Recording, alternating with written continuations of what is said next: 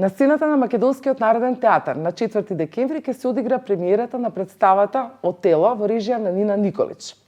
Режисерката Николич ја постави оваа представа за прв пат во МНТ. Добар ден за Нина Николич и акторот Ѓорги Јулевски, кој ќе ни каже за неговата улога во Отело. Станува збор за една театарска соработка и премиерата всушност беше во Зеница на 16 ноември. На 4 декември е скопската премиера представата. За каква соработка најпрво станува збор? Станува збор за еден меѓународен проект во кој што учествуваат актери од Македонија и Босна и Херцеговина. Представата е во продукција на Перипетија продукција, а како копродуценти се јавуваат Македонскиот народен театар и Босанско народно позориште од Зеница, а во представата учествуваат актери од нашиот театар, значи од МНТ и од БМП Зеница. Во представата играме на два јазика и тоа е всушност она кое што за мене беше најголема инспирација во овој проект. Кога станува збор за Ѓорги Јулевски, секогаш знаеме дека ќе биде некоја многу интересна и креативна улога. Овој пат, Ѓорги, се јавувате во улогата на кого во Отело? Па во Отело играм всушност три улоги. Едната е таткото на Офелија, на Дездемона, секогаш ја викам Офелија. Таткото на Дездемона, Брабанцио, понатаму се јавувам како духот на нејзиниот татко и на крајот на представата се јавувам како чичкото на Дездемона, Грацијано. За мене беше многу возбудливо најнапред затоа што со Нина се сретнуваме после 10 години, бидејќи тогаш ја работевме првата заедничка представа Мајка Тереза, која имаше многу интересен живот. Еве сега сме двајцата во Македонскиот народен театар и Отело, Шекспир, преубавиот и нам многу значаен автор, повторно ни овозможи средба која што еве ќе резултира со премиера во МНТ на 4 декември. Имавме многу интересен процес, бидејќи оваа представа се работеше на неколку наврати, се работеше од една страна долго, од друга страна многу интересно и многу креативно. Првата средба всушност беше во Охрид, каде што поминавме 10 дена во работа на маса, така го викаме тој процес, каде што работиме анализа на текст, и каде што се сретнавме прв пат македонските актори од Македонскиот народен театар заедно со актерите од Босанско народно позориште. И тука всушност се направи првиот контакт и првата симбиоза помеѓу двете креативни сили, босанските и македонските. Така, ќе биде интересно за гледачите, бидејќи верувам дека при првото исчитување на текстот, говорниот јазикот во кој се говори во Отело овој пат, босанските актери зборуваат на босански јазик, вие зборувате на македонски јазик. Да. Инаку целата адаптација на текстот на овој текст на Отело, Вили Тамара драматуршки го препеала или го превела од еден американски прозен автор. Да. И шекспировиот јазик е прилично адаптиран, значи не говорат во стихови. Сега тука креативноста налага многу од страна на актерите, значи за вас веќе и со трите улоги верувам дека било навистина служено.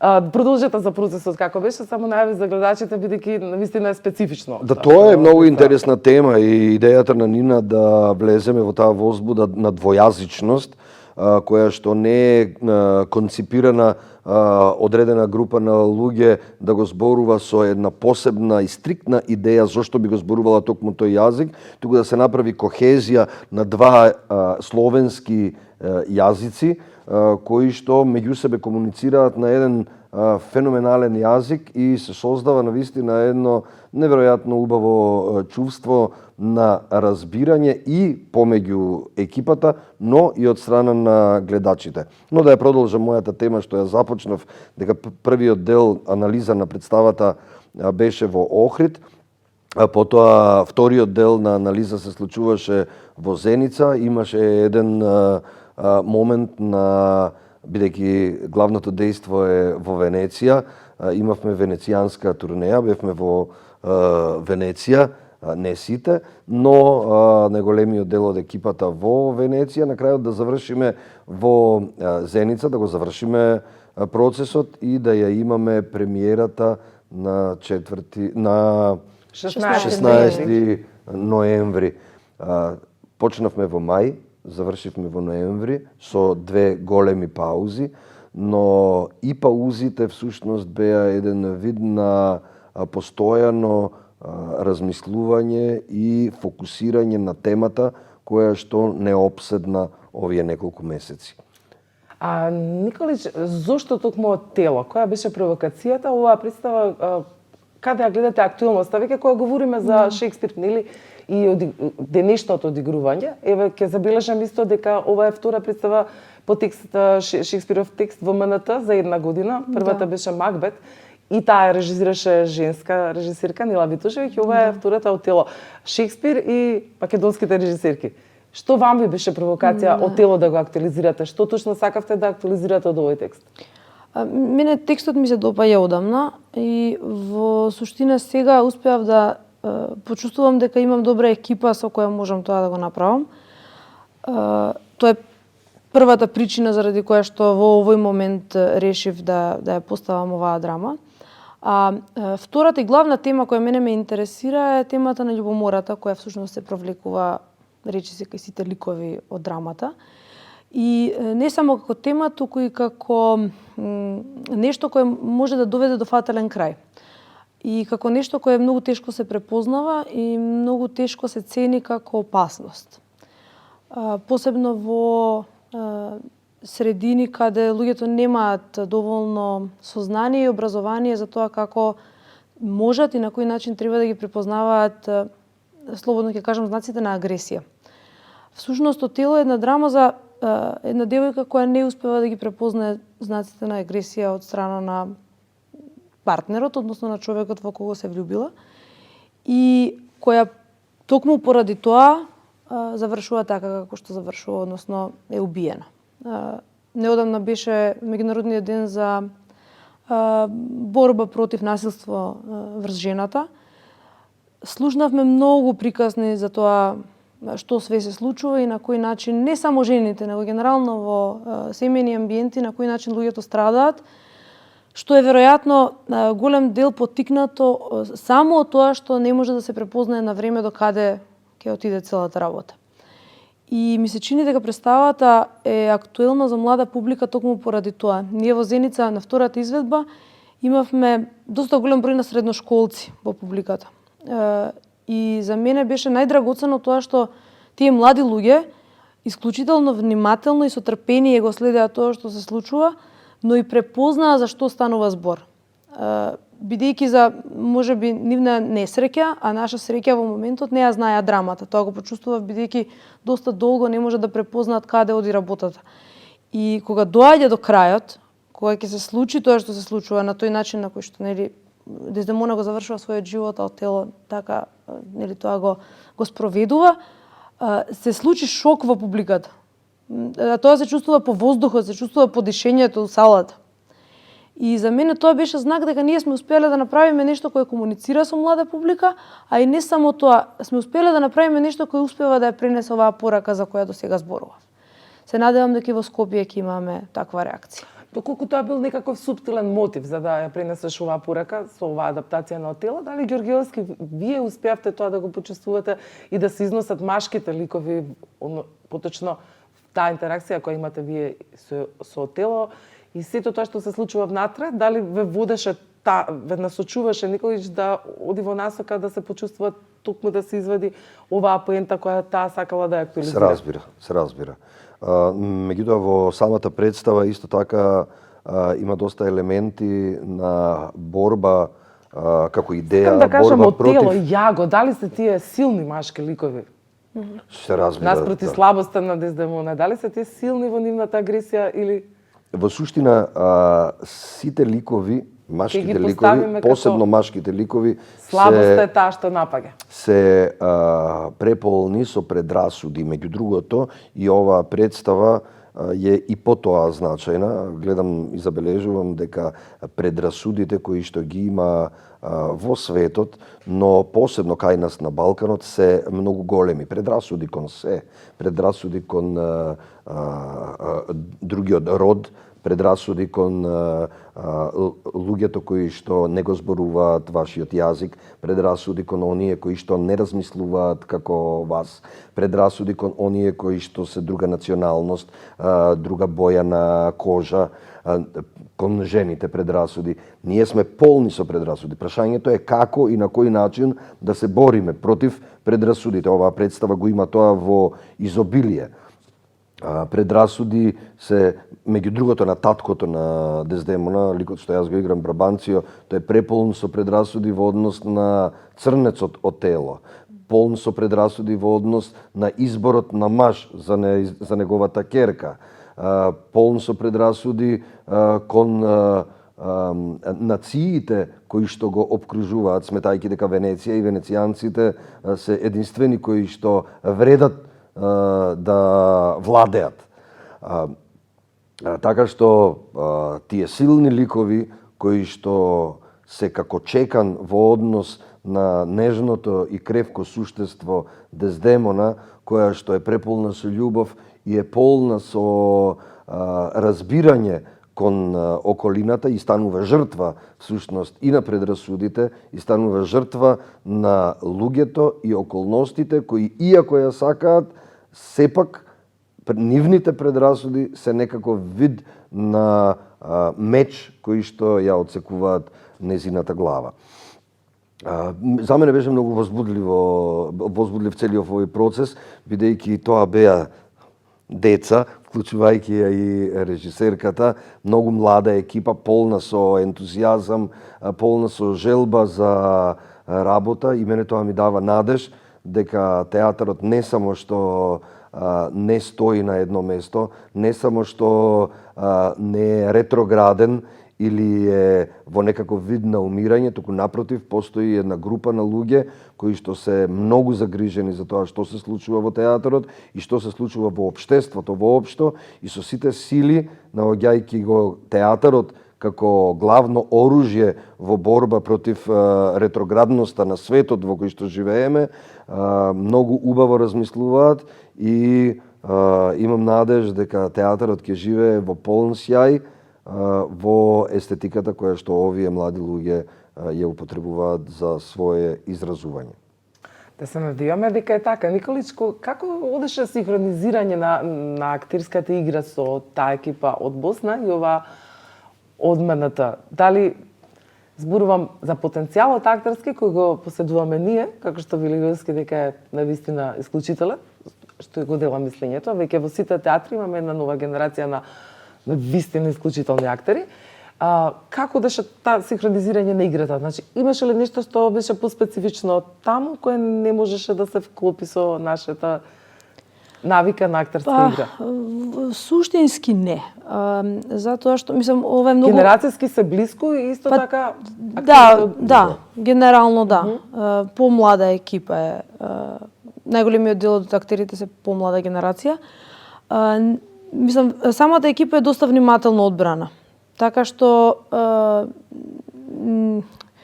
квалитативно, да кажам, генерално тоа е негде изедначено. Се разбира, секој човек, секој автор сам по себе носи своји квалитети, има и своји слабости. Во една екипа е важно луѓето да имаат свест за тоа кој каде е подобар, кој каде е помалку добар, па тоа да се нивелира и да се помага за да се надминат слабостите.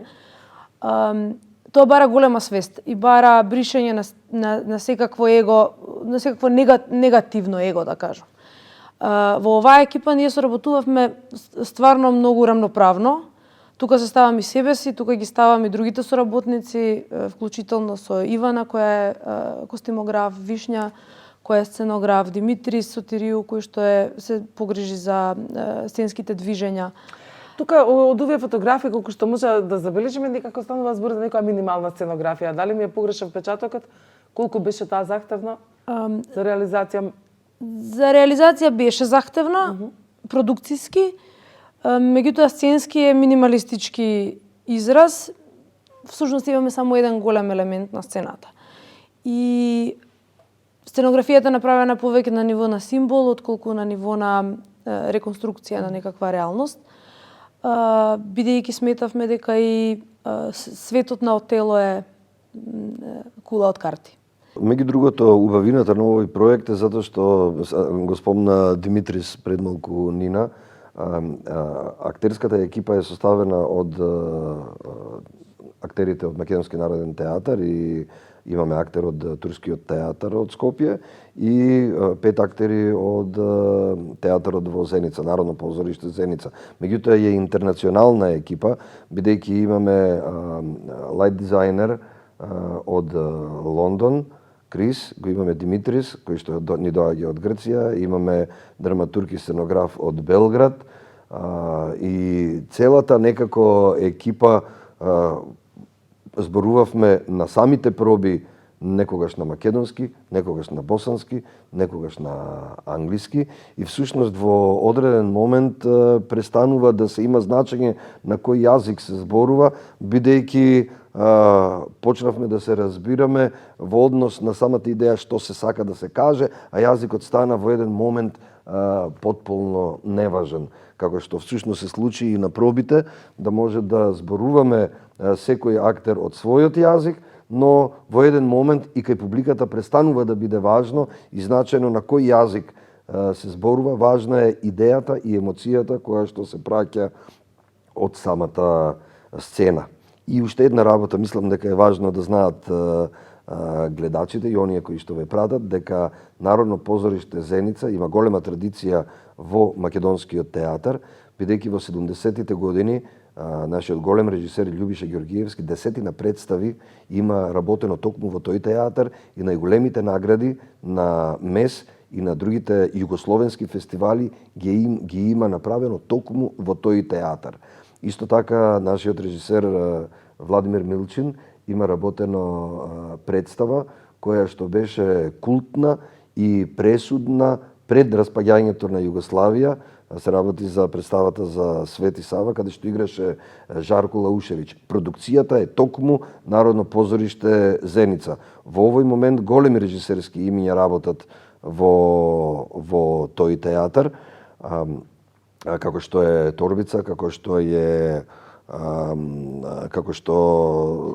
Селба Спахич, Дино Мустафич и така натаму. Но е театар кој што е фокус на големите режисери. На Нина ова веќе е втор проект, претходно го работеше Буре Барут, така што е веќе трет режисер кој што ја продолжува традицијата на македонските уметници да бидат таму, а ние сме првата група на актери кои престојуваат таму еден месец и морам да признам дека убаво пројде целото тоа доживување. Сигурно дека сето тоа ќе се рефлектира врз представата која ќе можеме да погледнеме на 4 и 5, потоа ќе биде на редовен репертоар, верувам? Па да, предвидено представата еден месец да се игра таму, следниот месец да се игра тука и така наизменично. Така наизменично. Така, добро, ви ме прашала уште во ова време кога малку зборувавме пред да го почнеме овој разговор тука, дека постојано слушаме тоа што слушаме, сме духовно прилично опустошени, целата реалност наша е материализирана, отидена во некој правец кој е вон насоката и фокусот на тоа дали ни е потребен театар, дали ни е потребна уметност. Каде тука театарот и уметноста воопшто сметаш дека треба да се избори за своето место? Треба ли постојано да наоѓа некои нови начини како да се презентира пред публиката? Или пак едноставно самото постоење е доволна провокација? Зборувам на кој начин да се доближи? Дали треба постојано театарот да пребарува некои нови начини, да измислува топла вода, да станува атрактивен, да биде присутен на некакви нови сцени, можеби да излегува надвор од театрите, како што во еден момент филхармонија излезе надвор на улица за да ја врати публиката кон себе? Не мислам дека театарот треба да оди надвор да бара публика. Мислам дека театарот треба да се случува во театар. И публиката ќе доаѓа само ако имаме професионално изработени представи. Генерално темите кои се бираат за правење представи се автентична потреба на авторите. И тие не мора секогаш да бидат поврзани со тоа што се случува во општеството. За да одберете една тема, прво е важно да можете да направите екипа. Не е доволно само да одберете, сега можам да кажам дека сакам да поставам одреден текст, меѓутоа ако вие немате актери, ако немате екипа, ако немате услови за такво нешто, тоа нема смисла да се прави. Заради тоа што нема да ги задоволува професионалните побарувања на една театарска продукција. Ми се чини дека ние во име на тоа да поставуваме одредени теми кои се актуелни, ако може тоа така да се нарече, избегавме од професионализмот.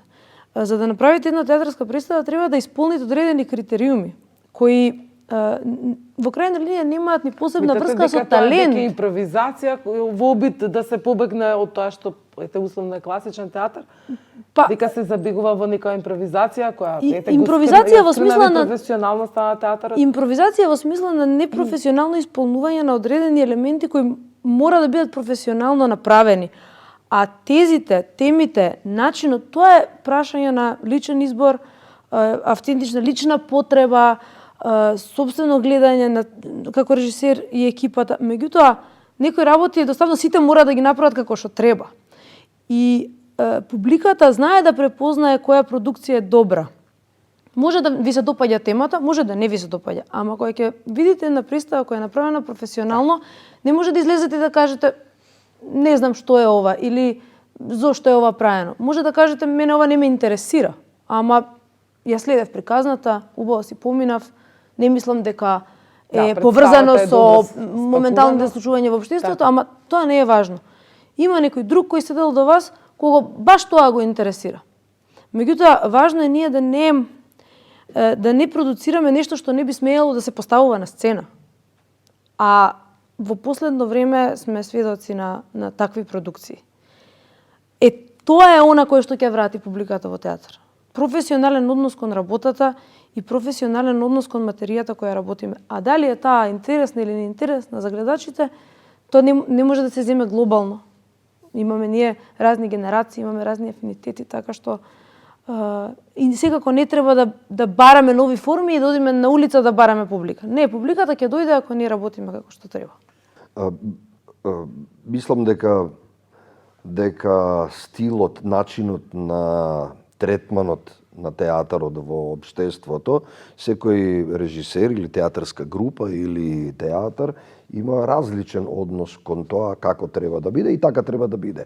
Колку повеќе форми има и колку повеќе пристапи кон театарската уметност, толку подобро. Но доколку разбрав, би сакал да кажам дека треба ние театарџиите да направиме нешто повеќе, да се наметнеме како бранша во општествените услови, бидејќи самиот систем, самото општество не има сплескано над зид и не има кажано дека вие нема потреба многу да постоите, бидејќи ние сме важни, оние кои ги даваат нашите пари, кои што ги распределуваат, за кои што се избрани, како што се политичарите, или бизнис елитата, која што на овој или на оној начин делува или не делува, но тие си го имаат задржано приматот во системот, но оние кои што одредуваат кое треба да биде нашето место, тие не имаат ставено на маргините. Се разбира, помогнати малку од медиумите,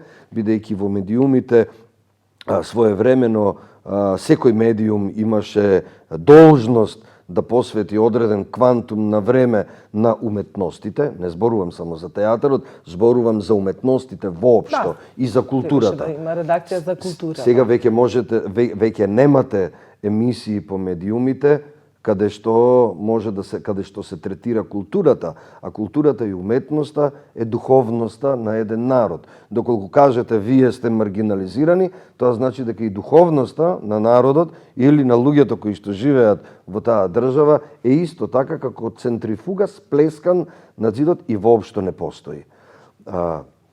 Доколку самиот систем вели дека вие не треба да постоите, тоа ние треба да ги наоѓаме сите можни форми да кажеме дека постоиме.